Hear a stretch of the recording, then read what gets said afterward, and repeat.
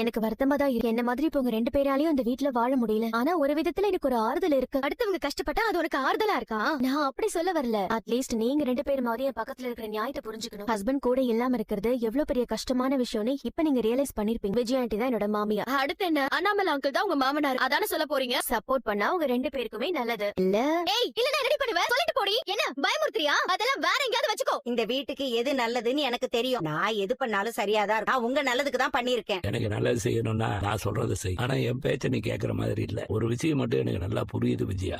நாய் வாழை எப்படியும் நிமித்த முடியாது. இதுவே நடிகை மும்தாஜ், நடிகர் சிவநாராயணமூர்த்தி, நடிகர் நாகேந்திர பிரசாத், நடிகை ஜெயரே, நடிகர் பிரசாந்த், நடிகர் சார்லி, நடிகர் லிவிங்ஸ்டன், நடிகர் சாப்ளின் பாலு, நடிகர் தாமு, நடிகை சுஹாசினி, நடிகர் கூல் சுரேஷ்,